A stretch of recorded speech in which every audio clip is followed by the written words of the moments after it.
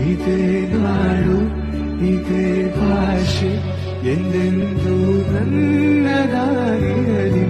ಎಲ್ರಿಗೂ ನಮಸ್ಕಾರ. ಎಲ್ಲರೂ ಹೇಗಿದ್ದೀರಾ? ಎಲ್ಲರೂ ಚೆನ್ನಾಗಿದ್ದೀರಾ ಅಂತ ಭಾವಿಸ್ತಾ ಇಂದಿನ ವಿಡಿಯೋವನ್ನು ಪ್ರಾರಂಭಿಸೋಣ ಬನ್ನಿ.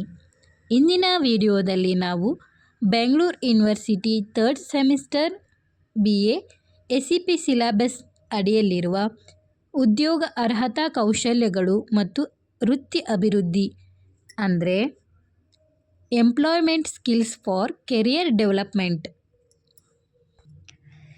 ಎಂಬ ಬಹಳ ಪ್ರಮುಖ ವಿಷಯದ ಬಗ್ಗೆ ಸಂಪೂರ್ಣ ಮಾಹಿತಿಯನ್ನು ತಿಳಿದುಕೊಳ್ಳೋಣ. ಇದರಲ್ಲಿ ಯಾವೆಲ್ಲ ಚಾಪ್ಟರ್ಸ್ ಬರ್ತವೆ ಮತ್ತು ಯಾವ ಚಾಪ್ಟರಲ್ಲಿ ಯಾವ ಸಬ್ಜೆಕ್ಟ್ಸ್ ಬರ್ತವೆ ಎಂದು ನೋಡೋಣ. ಅಂದರೆ ಯಾವ ಚಾಪ್ಟರಲ್ಲಿ ಯಾವೆಲ್ಲ ಟಾಪಿಕ್ಸ್ ಬರ್ತವೆ ಎಂದು ನೋಡೋಣ ಬನ್ನಿ. ಮೊದಲನೇ ಚಾಪ್ಟರ್ ಜೀವನ ಕೌಶಲ್ಯಗಳು ಅಂದರೆ ಲೈಫ್ ಸ್ಕಿಲ್ಸ್.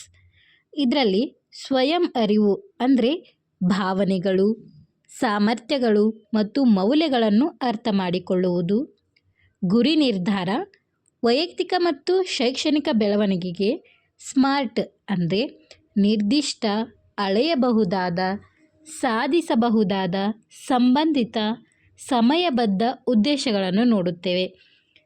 ಸಮಯ ನಿರ್ವಹಣೆ, ಕಾರ್ಯಗಳಿಗೆ ಆದ್ಯತೆ ನೀಡುವುದು, ಸಮಯವನ್ನು ಪರಿಣಾಮಕಾರಿಯಾಗಿ ಬಳಸುವುದು. ಸಂಘರ್ಷ ನಿರ್ವಹಣೆ, ಸಹಾನುಭೂತಿ ಮತ್ತು ಸಂವಹನದೊಂದಿಗೆ ಭಿನ್ನಾಭಿಪ್ರಾಯಗಳನ್ನು ನಿಭಾಯಿಸುವುದು.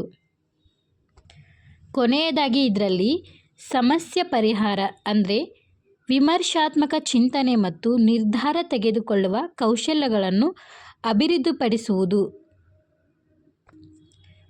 ಇಷ್ಟೆಲ್ಲ ವಿಷಯಗಳು ಜೀವನ ಕೌಶಲ್ಯಗಳು ಎಂಬ ಪಾಠದಲ್ಲಿ ಬರುತ್ತವೆ. ಇವಾಗ ಎರಡನೇ ಪಾಠವನ್ನು ನೋಡೋಣ. ವೃತ್ತಿ ಮತ್ತು ವ್ಯಾಪಾರ ಕೌಶಲ್ಯಗಳು ಅಂದರೆ ಕೆರಿಯರ್ ಆ್ಯಂಡ್ ಬಿಸ್ನೆಸ್ ಸ್ಕಿಲ್ಸ್. ಇದರಲ್ಲಿ ಉದ್ಯೋಗ ಅವಕಾಶಗಳು ಅಂದರೆ ವೃತ್ತಿ ಮಾರ್ಗಗಳು ಮತ್ತು ಉದ್ಯೋಗ ಮಾರುಕಟ್ಟೆ ಪ್ರವೃತ್ತಿಗಳನ್ನು ಅನ್ವೇಷಿಸುವುದು ಮತ್ತು ಡಿಜಿಟಲ್ ಗುರುತು ಅಂದರೆ ಆನ್ಲೈನ್ ಉಪಸ್ಥಿತಿ ಮತ್ತು ವೃತ್ತಿಪರ ಬ್ರ್ಯಾಂಡಿಂಗ್ ನಿರ್ವಹಿಸುವುದು ಮತ್ತು ಹಣ ನಿರ್ವಹಣೆ, ಬಜೆಟ್ ಮಾಡುವುದು, ಉಳಿತಾಯ ಮಾಡುವುದು ಮತ್ತು ಆರ್ಥಿಕ ಯೋಜನೆ. ಇಷ್ಟೆಲ್ಲ ವಿಷಯಗಳು ವೃತ್ತಿ ಮತ್ತು ವ್ಯಾಪಾರ ಕೌಶಲ್ಯಗಳಲ್ಲಿ ಬರುತ್ತವೆ. ಇವಾಗ ಮೂರನೇ ಚಾಪ್ಟರ್ ನೋಡೋಣ. ಸಂವಹನ ಕೌಶಲ್ಯಗಳು ಅಂದರೆ ಕಮ್ಯುನಿಕೇಷನ್ ಸ್ಕಿಲ್ಸ್. ಇದರಲ್ಲಿ ವೃತ್ತಿ ಜೀವನಕ್ಕೆ ಇಂಗ್ಲೀಷ್ ಭಾಷೆ ಅಂದರೆ ಶಬ್ದಕೋಶ, ವ್ಯಾಕರಣ ಮತ್ತು ಕೆಲಸದ ಸ್ಥಳದ ನಿರರ್ಗಳತೆ ಸುಧಾರಿಸುವುದು. ಮತ್ತು ವೃತ್ತಿಪರ ಸಂವಹನ ಅಂದರೆ ಮೌಖಿಕ ಮತ್ತು ಮೌಖಿಕವಲ್ಲದ ಕೌಶಲ್ಯಗಳು, ಸ್ಪಷ್ಟತೆ, ಧ್ವನಿ ಆಲಿಸುವಿಕೆ, ಶಿಷ್ಟಾಚಾರ. ಈ ಎಲ್ಲ ವಿಷಯಗಳು ಸಂವಹನ ಕೌಶಲ್ಯಗಳಲ್ಲಿ ಬರುತ್ತವೆ.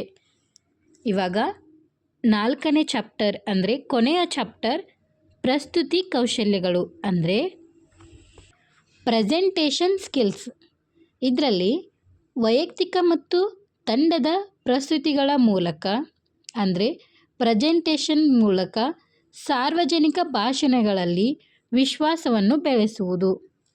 ಎರಡನೇದು ದೇಹ ಭಾಷೆ, ಧ್ವನಿ ಮಾಡ್ಯುಲೇಷನ್ ಮತ್ತು ದೃಶ್ಯ ಸಾಧನಗಳ ಮೇಲೆ ಕೇಂದ್ರೀಕರಿಸುವುದು ಮತ್ತು ಇದು ಸ್ಪಷ್ಟ ಪರಿಕಲ್ಪನೆಯ ಸಂವಹನ, ನಾಯಕತ್ವವನ್ನು ಪೂರೈಸುವುದು ಮತ್ತು ವೃತ್ತಿ ಬೆಳವಣಿಗೆ ಮತ್ತು ಕೆಲಸದ ಸ್ಥಳದ ಪರಿಣಾಮಕಾರಿತ್ವಕ್ಕೆ ಅಗತ್ಯವಾದ ಆತ್ಮವಿಶ್ವಾಸದ ಸಂಯೋಜನೆಯ ವಿವರಣೆಯನ್ನು ಶಕ್ತಗೊಳಿಸುತ್ತದೆ.